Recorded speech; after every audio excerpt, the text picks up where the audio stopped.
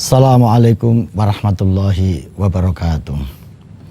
Para pemirsa Antv dimanapun Anda berada, ada satu catatan sejarah yang dibikin oleh Profesor Dr. Ragib Assiristani yang kemudian dikutip oleh Dr. Abu Zaid An-Nahrawi yang menyatakan ketika terjadi pengepungan terhadap Hongaria atau penyerbuan terhadap Hongaria, di situ terbukti bagaimana kehebatan dari Baginda Sulaiman sebagai seorang pimpinan perang, sebagai seorang komandan dan panglima pertempuran. Pada saat itu dikisahkan bahwa sebelum masuk ke Hongaria, beliau berhenti di satu lembah yang disebut dengan Nahas. Di lembah itu beliau menyusun strategi. Ketika melihat pasukan Hongaria yang gagah berani membawa sekian banyak peralatan perang dan seluruhnya pakai baju perang yang tidak tertembus oleh panah dan pedang, beliau kemudian mengatur siasat di lembah itu. Pasukannya yang berjumlah 100.000 orang dibagi menjadi 3. Pasukan pertama berada di garis depan sebagai pasukan pilihan. Pasukan kedua adalah pasukan berkuda. Pasukan ketiga pasukan meriam. Di situ beliau berada.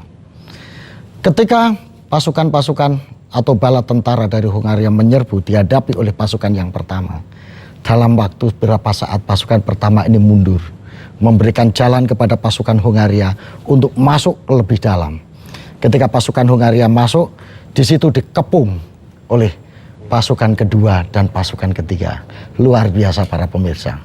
Hanya dalam tempo beberapa saat, 25.000 pasukan dari Hongaria atau tentara Hongaria sudah gugur dalam pertempuran.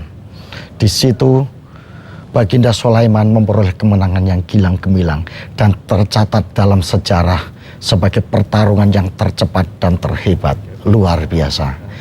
Jadi apa yang kita bisa tarik di sini? Bahwa Baginda Sulaiman di samping seorang negarawan, di samping seseorang yang cerdas dalam membangun konstitusi, beliau juga seorang pengatur taktik dan strategi pertempuran yang sangat luar biasa.